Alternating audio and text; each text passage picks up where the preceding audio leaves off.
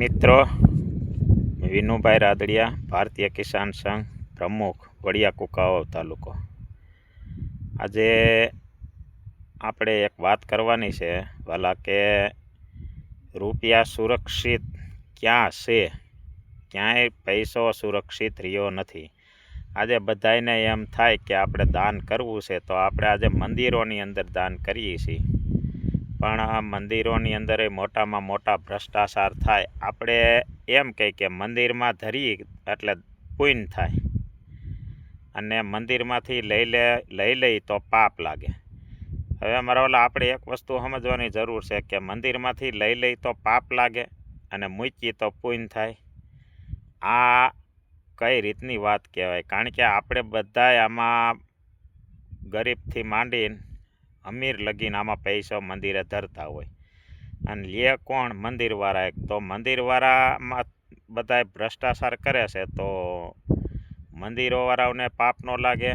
આ કુદરતી રીતે તો એને ભોગવવાનું જ છે. કારણ કે પછી આપણે સાંભળીએ છીએ ફલાણું આમ થયું, ટીકડો આમ થયું, એવું બને પછી. કારણ કે આ પૈસો પંચનો છે, ગરીબોથી માંડીને અમીરો લગીનનો, એટલે આ વસ્તુ બને. કારણ કે ગ્રહસ્થીને તો આપણે પૈસા મૂકવાવાળાને તો દીકરા દીકરીએ પરણાવવાના છે.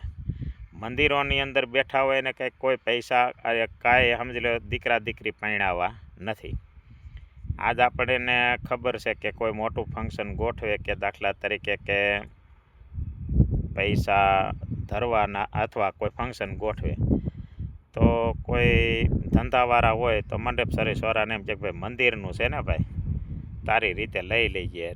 1.5 લાખનું બિલ થતું હોય તો અમુક ટકા નક્કી કરે. પછી એવી રીતે કોઈ 5-10 ડબ્બા તેલ આપે ને કોઈ 10 કટા ખાંડ આપે ને લોટ આપે ને એવું બધુંથી થાય. પછી ખવડાવવાનું કોને? જે સાંભળવા આવતા હોય એને. જે કથા કરીએ તો સાંભળવાવાળા ખાય છે, તો સાંભળવાવાળા ખાઈને હવે એ સમજી લે એમ છે કે મંદિરનું છે ને પસાનું ખાઈને 100 ધરે ને 100નું ખાઈને 200 ધરે. એટલે બધી રીતે ત્યાં આવે કે અમુક જે મંદિરોને મારે નમ્ર વિનંતી છે, એને હું આજે શિરોમાન્ય માનું છું કે કોઈ પૈસાનું મોહિત નથી. એવા મંદિરોય ઘણાય છે કે ફ્રી. આ જલારામ બાપાનું મંદિર છે, ઘણા એવા મંદિર છે કે ભાઈ ખવડાવવું છે, લેવું નથી કાંઈ, એને મંદિર કહેવાય અને એ સત્ય કહેવાય. પણ આ તો જે પછી આવું અમુક વસ્તુ બને છે. આપણે એમ કે આપણા હિન્દુ ધર્મના આસ્થાનું મોટામાં મોટું મંદિર બન્યું રામ મંદિર અયોધ્યા. આજ કેવડો ભ્રષ્ટાચાર થયો, તમે વિચાર તો ખરો. તિરુપતિ બાલાજીમાં લાડુનો એવડો ભ્રષ્ટાચાર થયો. તો આ બધી વસ્તુઓ હવે સમજા જાય. જે મોટી વસ્તુ છે એમ આપણને એમ લાગે કે આસ્થા છે, માથું ટેકે. ભગવાન હાસા છે, એની આપણે શ્રદ્ધાને વિશ્વાસ હાસો છે. અંદર મૂર્તિ છે કે જે છે તે એ બધું સત્ય છે, પણ એની પાછળ આપણે કરનારા બધાય આપણે ખોટા છે. એને માટે આ વસ્તુ એક લાગુ પડે છે. મારો કોઈ વિરોધ નથી, હું એક હિન્દુનો દીકરો છું અને હિન્દુ ધર્મ વિરોધી નથી હું.